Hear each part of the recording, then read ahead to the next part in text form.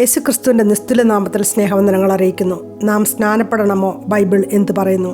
എന്താണ് സ്നാനം? ഗ്രീക്ക് പദമായ ബാപ്റ്റിസോ എന്ന പദത്തിൽ നിന്നാണ് സ്നാനം എന്ന പദം രൂപപ്പെട്ടത്. മുക്കുക അല്ലെങ്കിൽ മുങ്ങുക എന്നാണ് അർത്ഥം. ഇംഗ്ലീഷിൽ ബാപ്റ്റൈസ് എന്ന വാക്ക് ഉപയോഗിക്കുന്നു. മാമോദിസ എന്ന പദം സുറിയാനിലെ കഴുകുക എന്നർത്ഥമുള്ള മാ അമോദിത എന്ന വാക്കിൽ നിന്നാണ് രൂപപ്പെട്ടത്. ക്രൈസ്തവ വിശ്വാസത്തിന്റെ അടിസ്ഥാനമാണ് ജ്ഞാനസ്നാനം. ജ്ഞാനം നൽകുന്ന സ്നാനം എന്നാണ് അർത്ഥം. ജലവും പ്രാർത്ഥനയും ചേർന്ന ഒരു ചടങ്ങാണ്. ജലം ഉപയോഗിച്ച് ശുദ്ധീകരണം നടത്തി വ്യക്തികളെ ക്രൈസ്തവ സഭയിലേക്ക് സ്വീകരിക്കുന്ന ഒരു കൂദാശയാണ്. സ്നാനം യേശുക്രിസ്തുവുമായുള്ള വ്യക്തിപരമായ ഐക്യത്തെയും പാപങ്ങളിൽ നിന്നുള്ള ശുദ്ധീകരണത്തെയും പുനരുത്ഥാനത്തെയും കാണിക്കുന്നു. ഒന്ന്, യേശുവിന്റെ കൽപ്പനയാണ് സ്നാനപ്പെടുക എന്നത്. മത്തായി എഴുതിയ സുവിശേഷം 28 അധ്യായം 19-20 വാക്യങ്ങൾ. ആകയാൽ നിങ്ങൾ പുറപ്പെട്ട് പിതാവിന്റെയും പുത്രന്റെയും പരിശുദ്ധാത്മാവിന്റെയും നാമത്തിൽ സ്നാനം കഴിപ്പിച്ചും ഞാൻ നിങ്ങളോട് കൽപ്പിച്ചതൊക്കെയും പ്രമാണിക്കുവാൻ തക്കവണ്ണം ഉപദേശിച്ചും കൊണ്ട് സകല ജാതികളെയും ശിഷ്യരാക്കിക്കൊള്ളുവീൻ. ഞാനോ ലോകാവസാനത്തോളം എല്ലാ നാളും നിങ്ങളോട് കൂടെയുണ്ട് എന്ന് അരുളിച്ചെയ്തു. ഇന്ന് യേശു കർത്താവ് നാം ഓരോരുത്തരോടും പറയുന്നത് അവന്റെ കൽപ്പനകൾ നാം അനുസരിക്കുകയും അവന്റെ വചനപ്രകാരം നാം ജീവിക്കുകയും ചെയ്യണമെന്നുള്ളതാണ്. എങ്കിൽ അവൻ ലോകാവസാനത്തോളം നമ്മോട് കൂടെയിരിക്കും. 2, യേശു കർത്താവ് നമുക്ക് മാതൃക കാണിച്ചു തന്നു. മത്തായി എഴുതിയ സുവിശേഷം 3 അധ്യായം 16 വാക്യം. യേശു സ്നാനമേറ്റ ഉടനെ വെള്ളത്തിൽ നിന്ന് കയറി. അപ്പോൾ സ്വർഗം തുറന്നു. ദൈവാത്മാവും പ്രാവെന്ന പോലെ ഇറങ്ങി തന്റെ മേൽ വരുന്നത് അവൻ കണ്ടു. യേശു യോർദാൻ നദിയിൽ യോഹന്നാൻ സ്നാപകനാൽ സ്നാനമേറ്റു. യേശു ദൈവത്തിന്റെ നീതി നിവർത്തിച്ചു. തന്നെ ദൈവത്തിനും ദൈവരാജ്യത്തിനും പരസ്യമായി സമർപ്പിച്ചു. യേശുവിന് മാനസാന്തരപ്പെടേണ്ട കാര്യമുണ്ടായിരുന്നില്ല. എങ്കിൽ പോലും യേശു പാപികളോട് താതാത്മ്യം പ്രാപിച്ചു.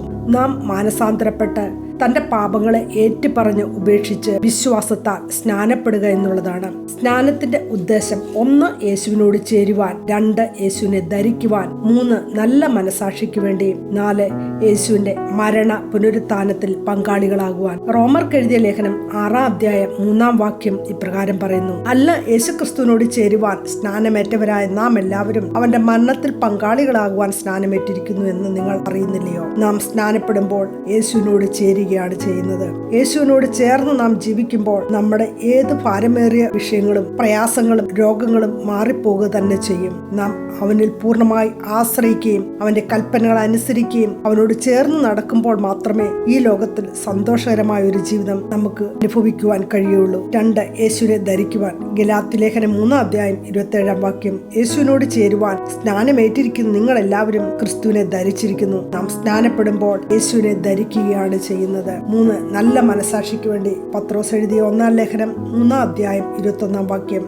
അത് സ്നാനത്തിനൊരു മുൻകുറി. സ്നാനമോ ഇപ്പോൾ ജഡത്തിന്റെ അഴുക്ക് കളയുന്നതായിട്ടല്ല, ദൈവത്തോടുള്ള നല്ല മനസാക്ഷിക്കായിട്ടുള്ള അപേക്ഷയായിട്ടത്രേ. നാം സ്നാനപ്പെടുമ്പോൾ പരിശുദ്ധാത്മാവ് നമ്മിൽ വരികയും പാപത്തെക്കുറിച്ചും നീതിയെക്കുറിച്ചും ബോധ്യം നൽകി തരികയും ചെയ്യുന്നു. 4, യേശുവിന്റെ മരണ പുനരുത്ഥാനത്തിൽ പങ്കാളികളാകുവാൻ നാം സ്നാനമേൽക്കുന്നു.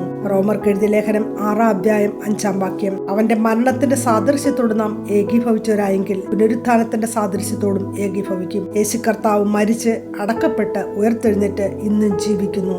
യേശുവിനോട് സാദൃശ്യപ്പെടുവാൻ നാം സ്നാനപ്പെടുന്നു. യേശുവിനോട് നാം സാദൃശ്യപ്പെട്ട് നാം സ്നാനപ്പെടുമ്പോൾ യേശുവിന്റെ കൽപ്പന നാം അനുസരിക്കുകയും അവന്റെ വചനപ്രകാരം നാം ജീവിക്കുകയും ചെയ്യുമ്പോൾ സന്തോഷപ്രദമായ ഒരു ജീവിതം നമുക്ക് ലഭിക്കുക തന്നെ ചെയ്യും. നന്മയുടെയും സമൃദ്ധിയുടെയും സന്തോഷത്തിന്റെയും സമാധാനത്തിന്റെയും പ്രത്യാശയുടെയും ഒരു നല്ല പുതുവത്സരം നേർന്നുകൊള്ളുന്നു. ഈ വചനങ്ങളാൽ ദൈവം നമ്മളെ ഓരോരുത്തരെയും അനുഗ്രഹിക്കട്ടെ എന്ന് പ്രാർത്ഥിക്കുന്നു.